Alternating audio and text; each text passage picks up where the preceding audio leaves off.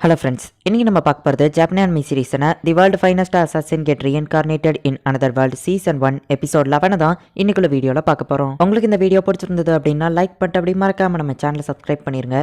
இந்த எபிசோட மட்டும் நீங்கள் கொஞ்சம் கேர்ஃபுல்லாக நோட் பண்ணீங்க அப்படின்னா தான் உங்களுக்கு கதை புரியும். ஸோ பொறுமையாக வாட்ச் பண்ணுங்க. சரி வாங்க நம்ம வளவலன்னு பேசாமல் இன்னைக்குள்ள கதைக்குள்ள போக ஆரம்பிக்கலாம். இன்னைக்கு நம்ம பார்க்க போகிறது தி world finest assassin get reincarnated in another world season 1 episode 11.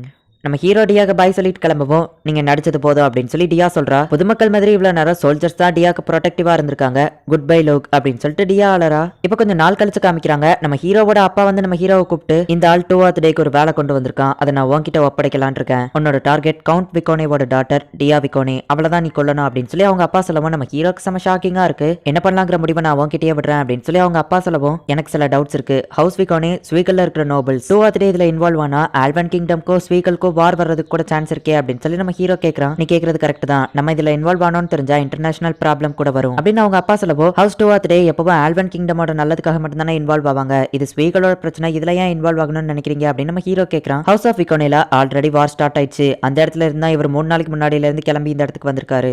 இதுக்கு முன்னாடி ஸ்வீகல் கிங்டம்ல நடந்த வார பத்தி உனக்கு தெரியும்னு நினைக்கிறேன். அதுல ஹவுஸ் ஆஃப் விகோனே தோத்து போயிட்டாங்க அப்படின்னு சொல்லி அவங்க அப்பா சொல்லவும் ஆனா ஹவுஸ் ஆஃப் விகோனே தான் நஷ்டைடா அவங்களுக்கு சொந்தமான சில லேண்டை எழுதி கொடுத்தாங்களே அப்படின்னு நம்ம ஹீரோ கேட்கறான். ஓ உனக்கு அவ்வளவு தூரம் தெரிஞ்சிருக்குன்னா இது ரொம்பவும் சிம்பிள் தான், அவங்களுக்கு அது போதாது அப்படின்னு சொல்லிட்டு இப்போ அவங்க டியாவை டார்கெட் பண்றாங்க. டியா வேணும் அப்படின்னு சொல்லி தான் அவங்க இந்த வாரையே ஸ்டார்ட் பண்ணிருக்காங்க அப்படின்னு சொல்லி அவங்க அப்பா சொல்றாரு. அப்படின்னா இதனாலதான் அன்னைக்கு டியா ரொம்பவும் சோகமா இருந்தாளா அப்படின்னு சொல்லிட்டு நம்ம ஹீரோ யோசிச்சு பாக்குறான். டியா ரொம்பவும் அழகான ஒரு பொண்ணு, அது போக அவ ஹையஸ்ட் லெவல் மேஜிக் வேற யூஸ் பண்ணுவா. ஹவுஸ் ஆஃப் விகோனே அவங்க மேஜிக்கு தான் ரொம்பவும் ஃபேமஸ். ஸோ அதனாலதான் டியாவை அவங்க கைப்பற்றணும் அப்படின்னு சொல்லி இப்போ அந்த இடத்துல தான் சண்டை நடந்துட்டு இருக்கு அப்படின்னு சொல்லி அவங்க அப்பா சொல்றாரு. டியாக்காக தான் இந்த வாரே நடக்குதுன்னா அதுக்காக தான் டியாவை கொல்ல சொல்றாங்களா அப்படின்னு நம்ம ஹீரோ கேட்கவும் டியாவை கொல்ல சொல்லி நமக்கு இந்த வேலையை கொடுத்ததே வேற யாரும் இல்ல, டியாவோட அப்பா தான். ஒருவேளை அவங்க ஹவுஸ் ஆஃப் விகோனேல நடக்கிற அந்த வார்ல ஜெயிச்சா கூட அந்த ஸ்வீகல்ல நடக்கிற வார்ல ஜெயிக்க முடியாது அப்படின்னு சொல்லி அவங்க அப்பா சொல்றாரு. அப்படின்னா டியாவோட அப்பா ஃபேக்கா அவளை இறந்து போன மாதிரி காட்டிட்டு வேற எங்கேயோ சேவ் பண்ணணும்னு நினைக்காரு அப்படின்னு அப்படின்னு நம்ம ஹீரோ கேட்கவும் ஆமா அது உண்மைதான், ஆனாலுமே ஒருவேளை அவ தப்பிச்சு போனாலும் கூட அவளால சேஃபா இருக்க முடியாது, 2th டேவால மட்டும்தான் அவங்களுக்கு ஹெல்ப் பண்ண முடியும் அப்படின்னு சொல்லி அவங்க அப்பா சொல்லவும் கவுண்ட் விகோனே உங்க ஃப்ரெண்டுன்னு தெரியும், ஆனா அவருக்காக நீங்க இவ்வளவு பெரிய ரிஸ்க் எடுக்கிறீங்களா அப்படின்னு நம்ம ஹீரோ கேட்கவும் நான் ஹவுஸ் ஆஃப் விகோனேக்கு கடமைப்பட்டிருக்கேன், அதனாலதான் இதை பண்ணணும்னு நினைக்கிறேன். ஒருவேளை ஒன்னால இதை பண்ண முடியாதுன்னு சொன்னா கண்டிப்பா நான் போய் தான் தீருவேன். ஆனா ஹவுஸ் ஆஃப் விகோனே இங்க இருந்து ரொம்ப தூரம் இருக்குங்கிறதுனால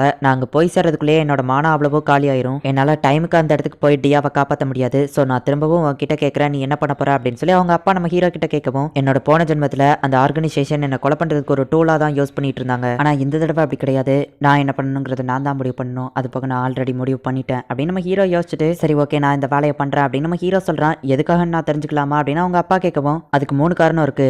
டியா தான் எனக்கு மேஜிக் கத்து கொடுத்தா, டியாவை நான் லவ் பண்றேன், அது போக அவளுக்கு எப்பெல்லாம் தேவையோ அப்ப நான் அவ கூட இருப்பேன்னு சொல்லி ப்ராமிஸ் பண்ணிருக்கேன் அப்படின்னு நம்ம ஹீரோ சொல்றான். லோக் இந்நேரத்துக்கு உனக்கே ஒரு டவுட் வந்திருக்கும்னு நினைக்கிறேன். இந்த கிங்டம் கூட நல்லதுக்காக இல்லாம என்னோட சொந்த ஒரு விஷயத்துக்காக நான் கத்தியை தூக்குனது ஒரே ஒரு தடவை தான், அது வேற யாருக்காகவோ இல்ல, உன்னோட அம்மாக்காக தான். உன்னோட அம்மாவும் ஹவுஸ் ஆஃப் விகோனேவை சேர்ந்தவா தான். ஹவுஸ் ஆஃப் விகோனேல இருக்கிறவங்களுக்கு மட்டும் தான் இந்த சில்வர் கலர் ஹேர் இருக்கும். டியா ஆக்சுவலி உன்னோட அத்தை பொண்ணு தான். நீயும் கடைசியில என்னை மாதிரியே தான் பண்ற, நான் உங்க அம்மாக்காக பண்ண மாதிரி இப்ப நீ டியாக்காக பண்ற, நீ போய் டியாவை காப்பாத்து அப்படின்னு அவங்க அப்பா அனுப்பி வைக்கிறாரு. இப்ப நம்ம ஹீரோ கிளம்புறான். நானும் உங்க கூட வரவா அப்படின்னு சொல்லி டார் கேட்கிறா. ஹவுஸ் ஆஃப் விகோனே இங்க இருந்து 300 கிலோமீட்டர் தள்ளி இருக்கு, நீ என் கூட வந்தா என்ன ஸ்லோ தான் பண்ணுவ அப்படின்னு சொல்லி நம்ம ஹீரோ சொல்லவும் இல்ல நான் ஃபுல்லா உங்க கூட வரல, பாதி வரைக்கும் உங்க கூட வரேன், நீங்க இங்க இருந்து ஓடுறதுக்கே உங்களோட மேஜிக் பவர் அவ்வளத்தையும் செலவு பண்ணீங்கன்னா அந்த இடத்துல போய் சண்டை போடுறதுக்கு உங்களுக்கு கஷ்டமா இருக்கும். சோ நான் என்னோட மேஜிக் பவரை யூஸ் பண்ணி என்னால முடிஞ்ச அளவு பாதி தூரமாச்சும் உங்களை கூட்டிட்டு போறேன் அப்படின்னு சொல்லி அவ சொல்றான். நம்ம ஹீரோவும் சரி ஓகே அப்படின்னு சொல்றான். மானா பவரை யூஸ் பண்ணி அவங்க செம ஃபாஸ்டா ஓடுறதுனால எதிர்காத்து அடிக்கும் போது அவங்க பறந்துருவாங்க, அப்படி பறக்க கூடாது அப்படின்னு சொல்லிட்டு ஒரு விண்ட் ஷீல்ட வந்துட்டு டார்ட் அவங்க முன்னாடி வச்சுட்டு ஓடிட்டு இருக்கா. அது போக நெகட்டிவ் எனர்ஜிங்கிற ஒன்ன யூஸ் பண்ணி டார்ட் நம்ம ஹீரோவையே சேர்த்து இழுத்துக்கிட்டே தான் போய்கிட்டு இருக்கா. அதனால நம்ம ஹீரோவால செம ஃபாஸ்டா ஓட முடியுது. கிட்டத்தட்ட நம்ம ஹீரோவை தூக்கிட்டு போற மாதிரி தான் மேஜிக் யூஸ் பண்ணி ஓடிட்டு இருக்கும்போது அதே நேரத்துல விண்ட் ஷீல்டையும் என்னைய போய் இழுத்துட்டு போயிட்டு இருக்கா. இது இவளுக்கு ரொம்பவுமே கஷ்டமா இருக்கும். டார்ட் நீ உன்னோட லிமிட் அடைஞ்சிட்டா போதும் நிறுத்து அப்படின்னு நம்ம ஹீரோ சொல்றான். இல்ல இன்னும் என்னால முடியும் அப்படின்னு சொல்லி அவ ஓடிக்கிட்டே இருக்கா. மிஸ்டர் லூக் நீங்க மட்டும் அன்னைக்கு வரலைன்னா நான் கண்டிப்பா இறந்து போயிருப்பேன். என்கிட்ட மானா பவர் இருக்குங்கிறதுனால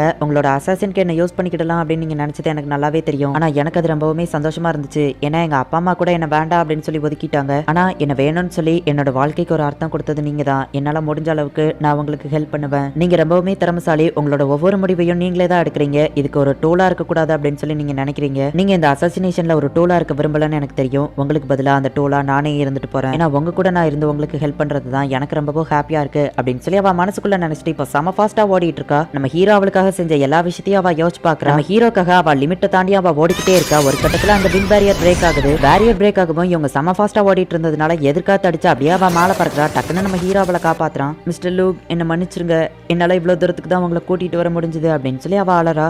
நீ இருந்ததுனால தான் என்னோட ஸ்ட்ரென்த்தை என்னால சேவ் பண்ணி வச்சிருக்க முடிஞ்சது. இதுக்கு மேல நான் பாத்துக்கிட்டேன் அப்படின்னு சொல்லிட்டு நம்ம ஹீரோ கிளம்ப போகவும், மிஸ்டர் லூக், நீங்க மிஸ் டியாவை தானே லவ் பண்றீங்க அப்படின்னு சொல்லி கேட்கவும், ஆமா அப்படின்னு நம்ம ஹீரோ சொல்றான். அப்படின்னா எனக்கு ஒரு ப்ராமிஸ் பண்ணுங்க, அவங்கள சேஃபா நீங்க திரும்ப வரும்போது கூட்டிட்டு வரணும் அப்படின்னு அவ சொல்லவோ, கண்டிப்பா நான் அவளை கூட்டிட்டு வருவேன் அப்படின்னு சொல்லிட்டு நம்ம ஹீரோ இப்ப கிளம்புறான்.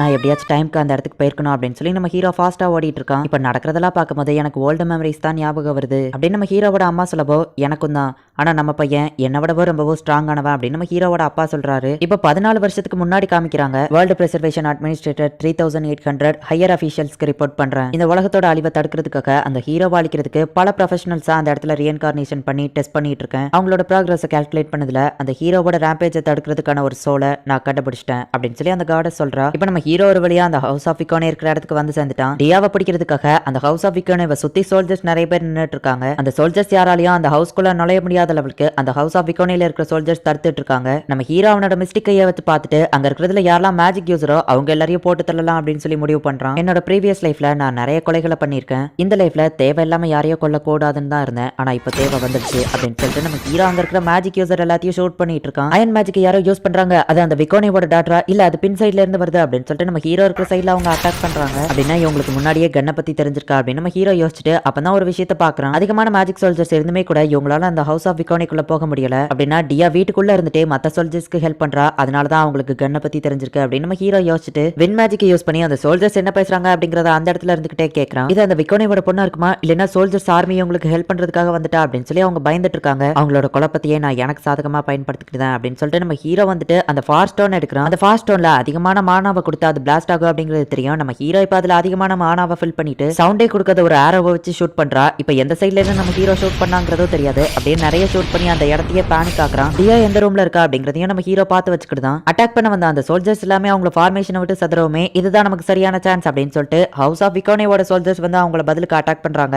அந்த சோல்ஜர்ஸ்க்கு நான் ஹெல்ப் பண்ணியாச்சு. என்னோட வேலை இப்ப முடிஞ்சது. இப்ப யாரும் பார்க்காதபடி நான் நேரா டியா கிட்ட போனோம் அப்படின்னு சொல்லி நம்ம ஹீரோ மறைஞ்சு போய்கிட்டு இருக்கான். ஹவுஸ் ஆஃப் விக்கோனேவை சேர்ந்த ஒரு சோல்ஜர் ரேடி அந்த இடத்துல இறந்து போய் கிடக்கிறத நம்ம ஹீரோ பாக்குறான். இப்ப நம்ம ஹீரோ அவனோட வின் பேரியரை அக்யூரேட்டா யூஸ் பண்றான். எந்த வழியா போனா சோல்ஜர்ஸ் கண்ணில் மாட்டாம சேஃப்டியா டியா இருக்கிற ரூமுக்கு போலாம் அப்படின்னு சொல்லி நம்ம ஹீரோ தேடி பார்த்து அந்த வழியை கண்டுபிடிச்சு உனக்காக நான் காத்துட்டு இருப்பேன் லூக் அப்படின்னு சொல்லி டியா ரூம்ல பேசுறது வரைக்கும் நம்ம ஹீரோ கரெக்டா துல்லியமா கேட்கறான். இப்ப அந்த இறந்து போன பாடியை எடுத்துட்டு யார் கண்ணிலயும் போடாம நம்ம ஹீரோ நேரா டியாவோட ரூம் கிட்ட போறான். டியா இறந்து போன மாதிரியே ஒரு ஃபேக்கான பாடியை நம்ம ஹீரோ செட்டப் பண்ணி வச்சுட்டு டியாவை காப்பாத்தலாம் அப்படின்னு முடிவு பண்ணிருக்கான். நம்ம ஹீரோ வந்தது யாருக்கும் தெரியக்கூடாது. ஏன்னா அப்படின்னா தான் டியா இறந்து போயிட்டா அப்படின்னு சொல்லி உண்மையிலேயே எல்லாரும் நம்புவாங்க. இப்ப நம்ம ஹீரோவை பார்த்ததுமே டியா ஓடி போயிட்டு கட்டி பிடிக்கிறா. நீ வருவேன்னு எனக்கு தெரியும் அப்படின்னு சொல்லவும் நம்ம ஹீரோ ஸ்மைல் பண்றான். மேடம் நீங்க இந்த டிவைன் ட்ரெஸ்ஸை பத்தி தேடிட்டு இருந்தீங்கல்ல, அதை பத்தின ஒரு இன்ஃபர்மேஷன் கிடைச்சிருக்கு அப்படின்னு சொல்லி மாகா கிட்ட ஒரு பொண்ணு வந்து கொடுக்கவோ அதை பார்த்துட்டு மாகா ஷாக் ஆகுறா.